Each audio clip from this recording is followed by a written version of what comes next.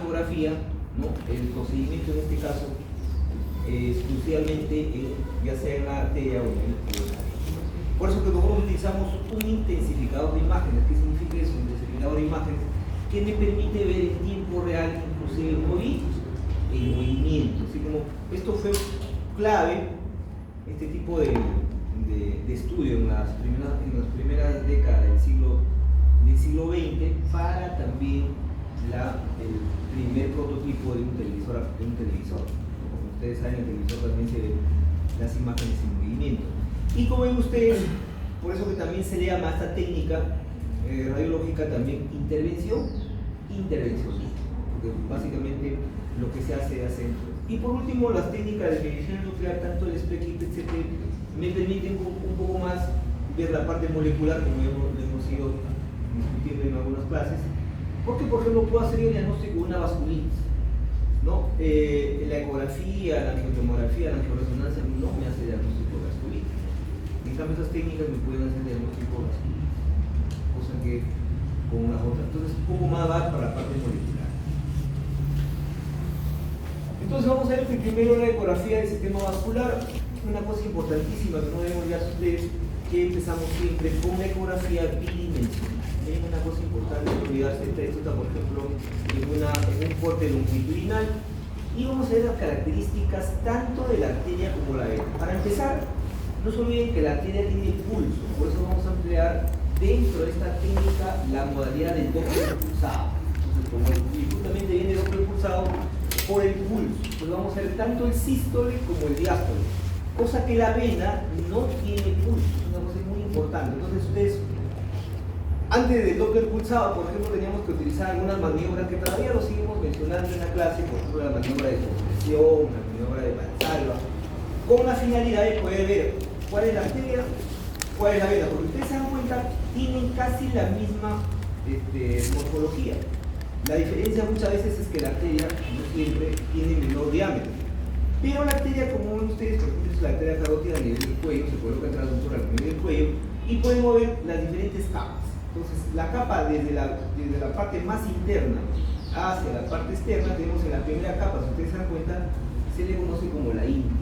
Entonces, la íntima, si ustedes ven, se observa hiperecogénica, se observa blanca, como ustedes. No se olviden que el blanco en ecografía lo vamos a denominar hiperecogénica. Luego viene la media, que es la de mayor grosor, tiene su ecogenicidad, como ven ustedes, hipoecogénica. Por eso que ustedes lo ven en escala de grises, poco gris. Y la venticia, ¿no? Que como ven ustedes la venticia, que es la capa más hiperecogénica, que es la más externa. Entonces, como les comentar, es importantísimo esto por el hecho de que no solamente lo vamos a poder evaluar con la ecografía bidimensional en escala de grises, sino también podemos ver posteriormente con las técnicas, como ya les dije, de tanto del APET como del SPECT, ¿no? Para poder ver vasculitis, por ejemplo, o la formación, por ejemplo, de ateromas, que como ustedes saben, los ateromas sigue siendo la primera causa de enfermedad arteriosclerótica. Y otra característica que tiene la arteria y la vena, como ven ustedes, que comparten la misma ecogenicidad. O sea, el lumen, como ven ustedes, el lumen, o la luz, es anecogénico. Entonces, cuando ustedes ven alumnas, miren su estructura, es una cosa importante que no deben olvidarse ustedes su estructura, completamente homogénea. No ven ustedes acá que el lumen es heterogéneo. Cuando ustedes vean que el lumen es heterogéneo, o las paredes tienen presencia de algunas áreas que pueden ser anecogénicas, hiperecogénicas o complejas, o sea, comparten la ecogenicidad, podemos hablar, por ejemplo, ya de un trombo. Entonces, por eso es importante que ustedes se vayan familiarizando por el lumen. Entonces, la diferencia, ustedes se dan cuenta, ¿no?, entre la arteria de la yugular, que la arteria, por ejemplo, en este caso, tiene un menor diámetro. Y dentro de las modalidades, no se olviden de la ecografía, tenemos que ya hemos podido revisar anteriormente, la ecografía Doppler polaroid. Por ejemplo, si ustedes se dan cuenta, esto que ven ustedes es el vaso. Por ejemplo, vamos a evaluar, por ejemplo, la vascularización. Una cosa importante de la ecografía Doppler es que me permite evaluar ya la función. Y cuando hablamos de función, estamos viendo también la parte de la vascularización. Por ejemplo, miren, si ustedes se dan cuenta acá, no necesariamente si ustedes recuerdan por anatomía que el color rojo era la arteria, el color color azul era la vena. No, acá no se olviden que el color rojo significa que la sangre se acerca al doctor. Esto puede ser que la arteria en un momento, como es tiempo real, también puede ser también de color azul, porque está moviéndose sentido, está moviendo dirección. Entonces acá indistintamente puede comportarse tanto la vena como la arteria y va a depender mucho del tipo de color.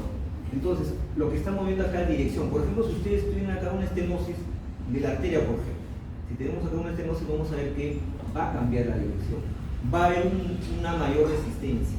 Entonces, acá si ustedes se dan cuenta, la arteria esplénica está básicamente el color rojo. ¿Qué significa? Ya se le he dicho que se dirige al transductor, está moviendo sentido, dirección. Y dentro de lo que sea el flujo arterial, porque ya está evaluando flujo, que significa flujo, estoy viendo ya la función. Podemos ver, si ustedes se dan cuenta ya, las modalidades dentro de este flujo conocido como el método triplex. ¿Qué significa el método triplex? En primer lugar, el primero sería la ecografía simple o bidimensional en escala de Gris, que solamente nos permitía observar, como ya lo pasé en las diapositivas, las paredes, ¿no? La íntima, la media y la adventicia, y también el lumen arterial. ¿Cómo visualizamos el lumen arterial? Anecogénico o anecoico. Luego veo ya la parte, entonces, la ecografía simple bidimensional y el Doppler a color básicamente me dan información cualitativa, no es solamente cualitativa, por eso que ustedes subrayen en esto. Cualitativa porque básicamente puedo ver las capas, y cualitativa porque el color rojo, si ustedes recuerdan, le dije ya, se acerca al traductor de la sangre y el color azul se aleja. Pero lo que ya está de moda ahora, donde ya me da una información cuantitativa, que es una cosa muy importante para poder diferenciar los diagnósticos, es el Doppler pulsado. ¿Por qué pulsado? Porque ya les manifesté que la diferencia entre la arteria y la vena, que la arteria tiene pulso. Luego cuando ustedes palpan, ¿no? la carótida, y la carótida van a sentir, si ustedes colocan el estetoscopio, van a ver que los latidos coinciden, ¿no? Tanto sístole como diástole. A diferencia que la vena va a tener un espectro, acá van a tener un espectro bifásico, la arteria va a tener bifásico porque tiene su pico sistólico y tiene su fase diastólica. A diferencia que la vena solamente es monofásico, o sea, no tiene pico sistólico y tampoco no tiene fase diastólica. Acá tienen ustedes, miren, un ejemplo muy interesante, y vamos a ver justamente todo el método triplex conocido como el famoso espectro Doppler.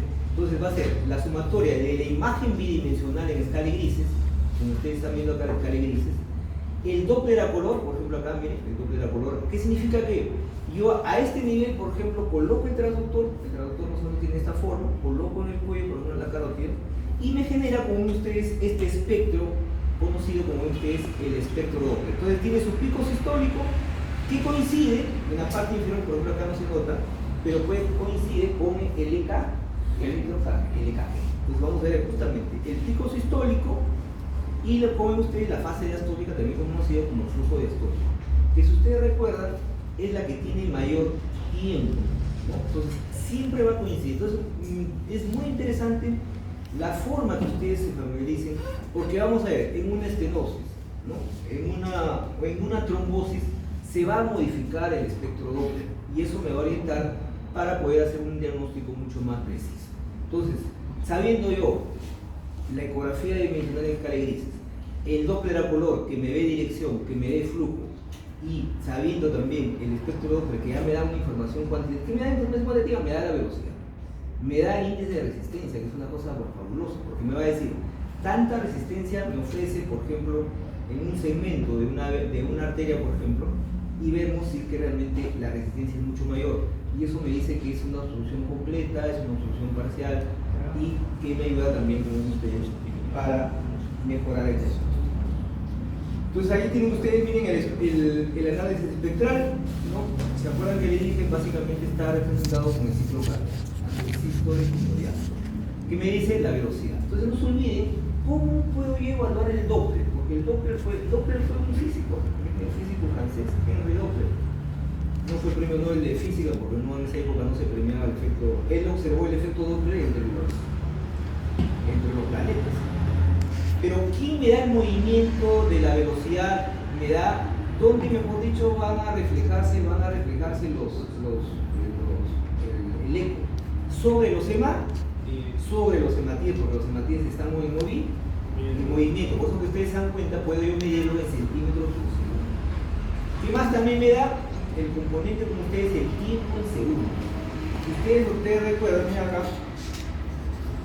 todo esto que ven ustedes acá es la velocidad, y todo lo que ustedes van acá es el tiempo. Eso es como el mensaje, el tiempo, ¿no? Miren, acá está la velocidad, acá están los valores, ¿no? La velocidad puede también representarse en metros, ¿no?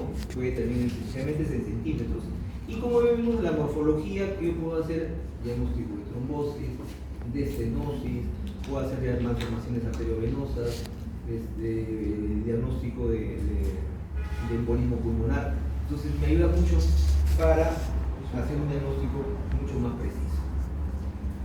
Y los capilares y las venas, ¿para qué? ¿Cómo evalúo? ¿Con qué modalidad? Con el Power Doppler, también conocido como el Doppler de potencia, ¿no? Entonces, por ejemplo, hay algunos procesos, como en caso de no solamente fisiológicos, por ejemplo, el ciclo menstrual.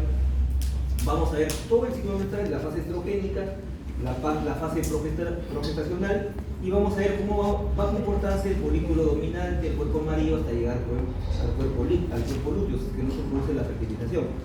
Todo esto lo puedo ver muy bien con el Power Doppler, pero también puedo ver procesos neurogénesis, por ejemplo, la generación de tumores. Por eso que, como ven ustedes, puedo ver procesos patológicos, ¿no?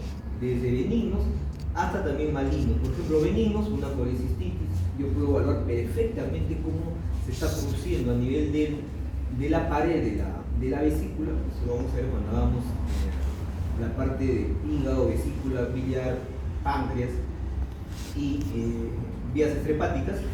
Vamos a ver cómo se va formando la colecistitis. Entonces me permite no solamente ya el Power Doppler evaluar cosas mucho más, digamos, en términos de dimensiones menos de 1 milímetro. Es una cosa fabulosa. Entonces, por ejemplo, acá, si ustedes se dan cuenta, tienen ustedes el folículo dominante. Normalmente los folículos tienen, en la fase estrogénica tienen esta característica, tienen su pared que se observa hiperecogénico. Alrededor, si ustedes se dan cuenta, se observa el estroma. Acá todo esto que ven ustedes es el ovario. Hay varios folículos, miren, folículos más pequeños, este ya está para prepararse. Y si ustedes se dan cuenta, acá estoy viendo básicamente la fase de la arteriola. Acá no estoy viendo arterias, estoy viendo las arteriolas y estoy viendo acá las venas, los capilares. Y como ven ustedes, está completamente vascularizado, porque se está preparando para la fertilización. Entonces, normalmente cuando hagamos el capítulo de ovarios, vamos a ver que el ovario normalmente hay de 6 a 8 folículos, normalmente. Y tiene esa característica, no olviden, ¿no? El centro completamente anecoico, su pared ligeramente hiperecoica, y el estroma, que como ustedes ven que también está vascularizado, se observa hiperecogénico. Y otra cosa importante, en escala de colores en el Power Doppler, todo lo que es color blanco significa que hay mayor flujo, porque hay mayor flujo, y el color negro significa que no hay flujo, como en el caso del centro, que acá es básicamente líquido, acá todo es líquido. Por eso que ustedes se dan cuenta, en escala de colores, el negrito significa que no hay perfusión, no hay perfusión, no hay flujo, por la diferencia como ustedes, donde hay más flujo, el color blanco, y de intermedio sería pues entre el naranja y el rojo. Entonces el negro, no olvidarse, donde no hay flujo, no hay perfusión. Igual, miren, se sigue preparando el cuerpo, en este caso ya el cuerpo amarillo, ya no es un folículo dominante, ¿no? Pero es un cuerpo amarillo todavía no gestacional. Observen, miren cómo se va ya aumentando su estroma, se va convirtiendo parte, ¿no? ¿Por qué? Porque no se produjo la fertilización, porque si se produjo la fertilización sería mucho más vascularizado. Por eso que estamos viendo acá igual la neangogénesis física. Esto es algo fisiológico, porque el ciclo menstrual es fisiológico. Ahora, si no se produce, ya termina en el cuerpo lúteo, ¿no?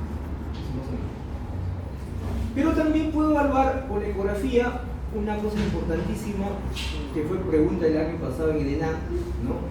La isquemia. Miren, la isquemia, yo puedo ver la isquemia aguda. Por ejemplo, cuando vamos también igual patología testicular, el último capítulo del curso, la 16ª semana, vamos a ver, por ejemplo, casos de torsión testicular. Entonces, si hay una torsión testicular, ¿no?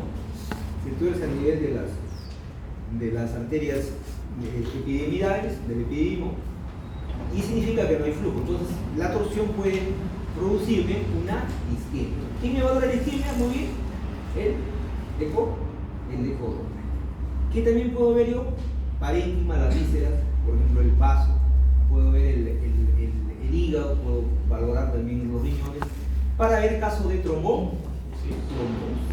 Entonces, si yo puedo ver trombosis arteriales, que pueden ser totales, todo el hígado, más que el hígado es difícil porque el hígado tiene su arteria, pero por ejemplo el vaso sí.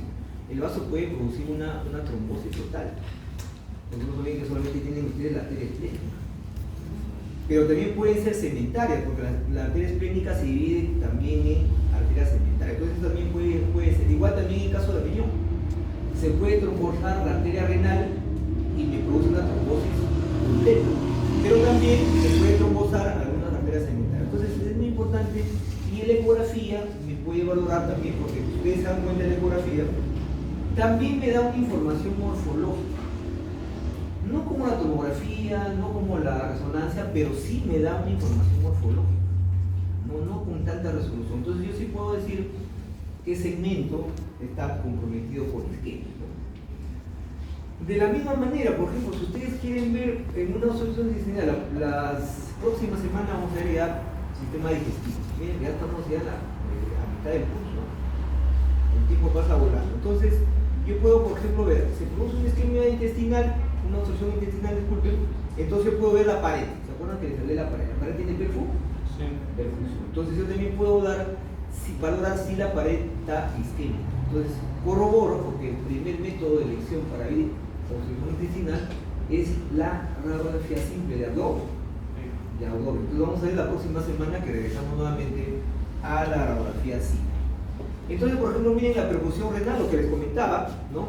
Miren, acá tienen ustedes la arteria renal, ¿no? Y su vena renal, la aorta que ven ustedes acá, tiene mayor dimensión, mayor espesor, acá miren la aorta. Y miren cómo va dividiendo, ¿se acuerdan cómo se llaman estas arterias? Las arcuatas, ¿se acuerdan? Entonces uno puede ver determinado segmento de riñón en este caso. Todo esto que ven ustedes es el riñón. Miren, acá tienen ustedes la cápsula renal, que les voy adelantando, se visualiza hiperecogénica. En la parte central tenemos la médula, ¿no? Miren acá se ve la médula, y acá tienen ustedes la cortical, ¿no? Por acá se ven los senos renales, y más o menos el riñón sería toda esta estructura que lo estoy delimitando. Entonces miren cómo yo con el Doppler color puedo valorar también la perfusión.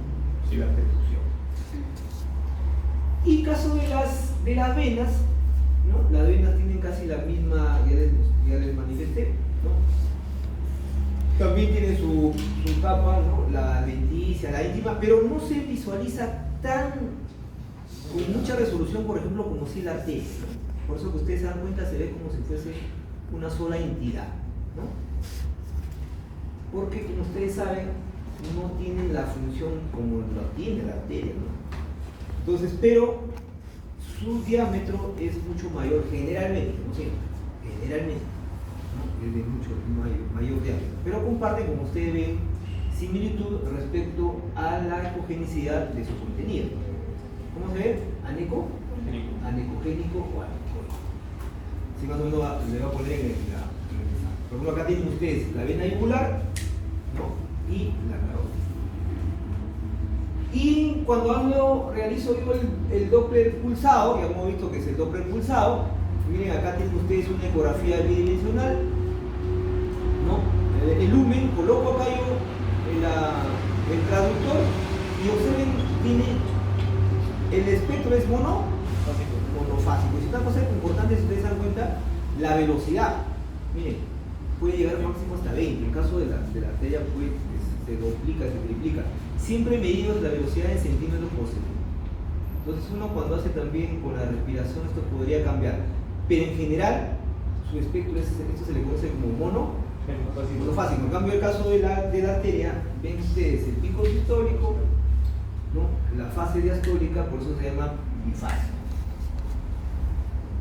Entonces la misma característica, ¿no? Las venas, por ejemplo, la ecografía nos ayuda muchísimo para ver, por ejemplo, las venas de los miembros inferiores, ¿no? Las patologías más frecuentes que tenemos nosotros, trombosis venosa, mujeres homosexuales, ¿no? Y las varices también, otra de las patologías más frecuentes, que lo vamos a hacer más en la parte patológica. Entonces, igual también utilizamos la ecografía bidimensional, el Doppler, ya vimos que es un flujo de baja velocidad, no es como la arteria que tiene alta velocidad. ¿Cómo era? Monofásico. Y miren una cosa que antes nosotros utilizábamos, y todavía lo seguimos utilizando un poco para casos, por ejemplo, de una apendicitis. La apendicitis, por ejemplo, lo vamos a ver también cuando hagamos un tema digestivo, y hacemos, por ejemplo, la compresión, ¿no? Las famosas maniobras. ¿Con qué finalidad? Para poder yo diferenciar si era una arteria o una vena. Entonces, básicamente en la compresión, vamos a ver acá el esquemita, miren, que luego ustedes todavía no tienen una imagen viejita, tal vez novena, porque ya realmente eso pasó a la historia, ya no se utiliza. Porque ya, ¿por qué no se utiliza? ¿Ah? El Doppler pulsado. Porque el Doppler pulsado ya me dice, ¿este es arteria? Este es vena. Pero para que vean ustedes, de repente en algún examen del ENAM, por ahí también hay preguntas que dan vueltas del banco. Aunque nosotros siempre renovamos la pregunta del banco. No, tomo más. Yo por ejemplo he aportado como 800 preguntas al banco, imagen. Realmente imágenes, ¿no? Imagínense los cursos. Entonces miren acá. Primero tenemos la primera imagen, la arteria, ¿no? Y la vena. La arteria y la vena. Entonces, si ustedes se dan cuenta acá, casi tienen la misma tamaño. El mismo tamaño, el mismo diámetro, más que tamaño de diámetro, el mismo diámetro. Entonces lo que yo voy a hacer con esta maniobra, ¿no? Miren, por ejemplo, este es un corte de sal a nivel de la ingle, ¿no? Por ahí está la arteria y la vena femoral, si ustedes hacen un poco de anatomía. Entonces con el traductor lo que hago yo es comprimo, y con esto comprimo, ¿quién se comprime? La vena. La arteria tiene, como digo, más resistencia. ¿Se acuerdan de hablar de resistencia? Bueno, hay que decirle resistencia. Por eso que no se modifica. Miren como antes hacíamos nosotros eso. Ahora ya no, ya tenemos. Pero todavía hacemos la única en apendicitis aguda. ¿Qué sucede en apendicitis aguda? Hacemos la compresión, que cuando como hay proceso inflamatorio del apéndice que ha aumentado su volumen, no se modifica, no se reduce su volumen. Entonces con eso concluyo que es una apendicitis. Con esta maniobra también igual la compresión, pero en este caso la compresión lo estamos utilizando para ingresar. Y la otra maniobra es la maniobra de Valsalva, que es todo lo contrario. En la maniobra de Valsalva lo que hacemos al paciente es que nosotros inspiremos y retengamos el aire unos 10-15 segundos. Deje de respirar. Traductor, la vena es la que se dilata. La arteria sigue de la misma, del mismo diámetro, siempre diámetro.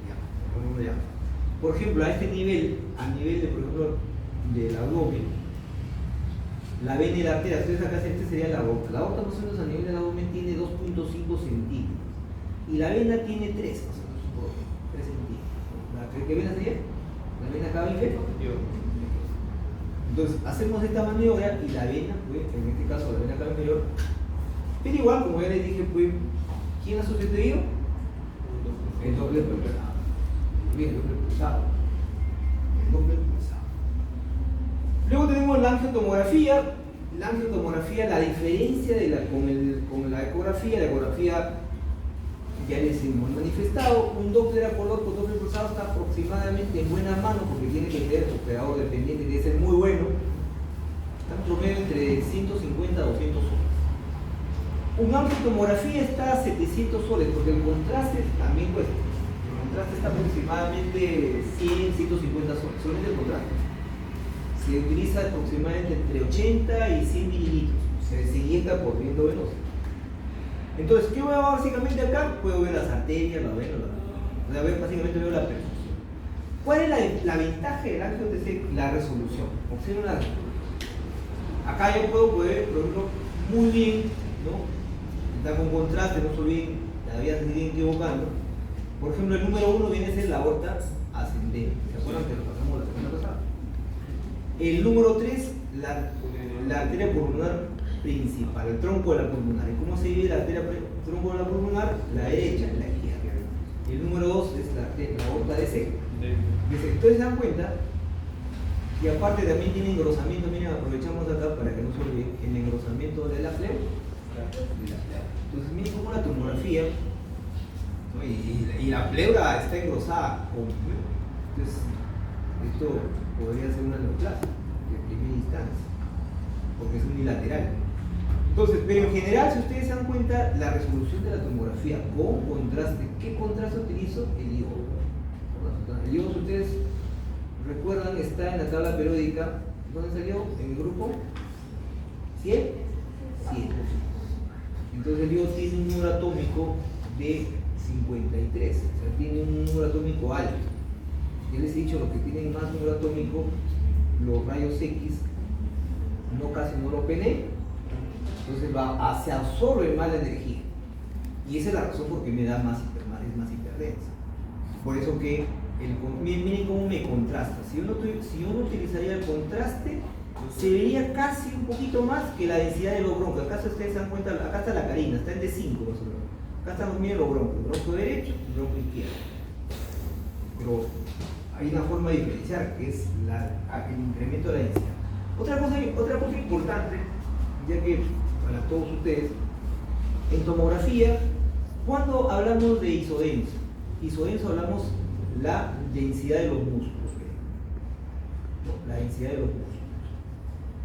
¿En qué ventana está? En ventana mediastina, muy bien, una ventana mediastina. Se ve mucho mejor el mediastino. Acá básicamente estoy viendo el mediastino. ¿Cómo se llama ese mediastino? Dije la clase pasada. Visceral, también antes conocido como el mediastino medio. Pues ahora ya, con lo reciente que hago también mis clases, le llamamos el mediastino visceral. Entonces, y todo lo que ustedes están viendo más negrito acá, o la grasa, por ejemplo, miren acá la grasa, se dice hipodenso. Y todo sobre eso, debajo de la densidad del músculo, hipodenso. Sobre el músculo, miren por ejemplo la cortical acá, ¿qué viene a ser esta de acá? Parte del campo, la parte más inferior del campo. La cortical se visualiza hiperdensa. Igual que el contraste, claro, comparando, no está en una fase arterial. Cuando esté en una fase arterial se ve más hiperdenso. Podemos ver unas imágenes en la fase arterial. Entonces, ¿qué me permite también ver la tomografía? Hago reconstrucciones 3D, lo que les hablaba, una reconstrucción tridimensional. Miren cómo puede ver el tronco de las arterias coronarias, por ejemplo. Esta es la DA, la descendente anterior. Esta es la circunfleja. Y esta es la coronaria derecha. Entonces, ¿qué puedo ver ya?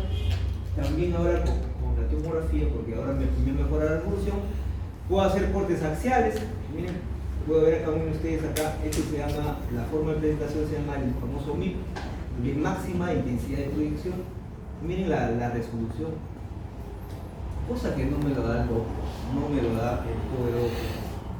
Definitivamente la tomografía, digamos entre comillas, si es que no se utiliza adecuadamente, la tomografía es una de las técnicas que va a perdurar todavía a lo largo de los años que vienen. Porque si ustedes se dan cuenta, su resolución es muy exquisita. Y en este caso, si utilizo la sustancia de contraste, mucho mejor, ¿no? Y ya les dije en una clase también puedo hacer yo reconstrucciones tridimensionales, ahora las famosas impresiones 3D. Y por ahí también va igual la angioresonancia, por ejemplo, si ustedes se dan cuenta a nivel del polígono de Willis, no vamos a detener después esto cuando damos el sistema nervioso central, nuevamente vamos a ver el polígono de Willis. Pero como ya les dije, la ventaja de estas técnicas, tanto de la angiotomografía como de la angioresonancia, que no utiliza en este caso, ¿no? Que no son técnicas. Entonces, por ejemplo, si yo diagnostico, el paciente tiene clínica, está con cefalea muy intensa, no le para con cualquier antiinflamatorio, entonces lo más probable es que te sea una malformación arteriovenosa o que tenga un aneurisma. De frente no le voy a pedir una angiografía, que es invasiva, que es el gol estándar, ya le dije. Entonces la pregunta le va a poner, técnica de gol estándar no invasiva, por ejemplo para aneurisma me pone la angio. Ahora, angio sería INVA, así va a ser la pregunta. Entonces, antes de hacerle el estudio invasivo, le hago esta prueba. O sea, te hace muy bien. Cuando vamos ahorita las patologías, van a ver que yo lo puedo hacer el diagnóstico sin ningún problema con la tomografía, sin ningún problema. Entonces, se dan cuenta acá, lo puedo ver perfectamente el polígono de Willis. Por ejemplo, esta es la arteria. ¿Se acuerdan cómo que arteria se está acá? La arteria cerebral. Miren, la arteria cerebrosa posterior, porque usted está viendo el ojo polígono de Gris. Entonces, no se preocupe que eso lo vamos a hacer más adelante, en el capítulo de sistema nervioso central. Y también puedo ver las venas, ¿no? Por ejemplo, miren arriba, el seno longitudinal superior, ¿no? El seno longitudinal inferior, ¿no? ¿Cómo se llama esta estructura? La prensa de qué? De ojo. La prensa de ojo, ¿se acuerdan de ojo? Vemos acá también igual el seno recto, ¿no? El número 6 es el seno transverso, el 8 el seno sigmoideo, y acá que viene a ser la yugular interna, ¿no? Entonces todo esto puede, por acá está el seno cavernoso. ¿Se acuerdan del seno cavernoso cuando hicimos la práctica de senos paranasales? Entonces, no solamente yo puedo evaluar muy bien las arterias, sino también la vena, ¿no? Y no solamente la vena cerebral, o sea, podemos ver cualquier vena de cualquier estructura. Y el arterio, ya le dije, el arterio es invasivo. La arteriografía es invasiva. Si cuando yo hago la arteriografía estoy hablando de la arteria, porque también hay venografía, yo también puedo hacer estudios venográficos. Entonces, si ustedes se dan cuenta, se hace con fines de intervencionismo terapéutico. O sea, más la arteriografía, también conocido como el intervencionismo, lo utilizamos más para terapia. El diagnóstico lo ha superado estas dos. Yo diría también inclusive la eco, en algunos casos. Pero la angio, por ejemplo, si ustedes quieren ver, colocar un stent coronario, y quieren ser un cardiólogo de primera, porque no hace cualquiera, ¿no? Hay que tener mucha habilidad, buena adrenalina, desde ahorita tienen que ir formando desde ahorita, ¿no? Nunca lo van a hacer. Tienen que creerse ustedes primero que lo van a hacer, ¿no? Porque yo he participado muchas veces en intervencionismo. Entonces, tienen ustedes acá una obstrucción, quieren colocar un stent, ¿no? Antes de eso yo le evalúo bien con esto. Ni de loco voy a empezar primero, pero si por ejemplo el paciente tiene un evento cardíaco, un infarto, y si ustedes quieren salvarle la vida porque de repente cogió, ¿no?, parte de la pared anterior, de la pared septal, de frente tiene que esperar a KTT, a que le demos cardíaco, porque el paciente le va a dar un infarto, y si le da infarto, el paciente o fallece o queda con secuelas. Entonces, ahí sí tengo que entrar de todas maneras a hacer intervencionismo, no puedo perder el tiempo. Entonces miren acá, por ejemplo, cómo jamás con la tomografía, ¿no?, o con la resonancia voy a ver, por ejemplo, estos pequeños vasos que ustedes también, que hay que prenderse el tumor. Entonces miren cómo ya la sustancia de contraste no lo van a ver ustedes hiperdenso, porque ya les dije que se ve como las imágenes de un televisor cuando todavía uno observaba en blanco y negro, ¿no? Y lo que les hablaba, esta es con sustracción digitalizada. Acá solamente lo que estoy observando son los vasos. O sea, he sustraído la calota, la parte ósea, la parte de tejido blando, el parénquima cerebral, y solamente me quedo con la base. Entonces, eso me permite hacer una buena igualdad. Acá ya no hay problema de la interposición de las estructuras, ¿no?, o la superposición de las estructuras. Acá básicamente yo puedo, y en este caso, ahora los neurocirujanos se dedican a hacer esto. Ya se han familiarizado y hacen intervencionismo. Así como en cardiología también hace el cardiólogo, el neurocirujano hace la parte de cerebro. Entonces, el neurocirujano ingresa y, por ejemplo, si hay un aneurisma, traten el aneurisma. Si hay una malformación, por eso al final sangra, y que sangra, la gente puede fallecer por sangrar. Entonces, el intervencionismo me permite hacer tratamiento, pero también puedo hacer la fase venosa, lo mismo que vimos hace ratito acá con la angioresonancia. Miren, casi muy similar, miren los vasos, y acá también esto es con la angiografía, pero fase B, en fase venosa. Lo mismo, el seno longitudinal superior, ¿no? Acá por ejemplo el inferior, porque está al revés, ¿no?, el seno recto, o sea, el seno transversal, todo puedo verlo sin ningún problema. Preguntas y respuestas.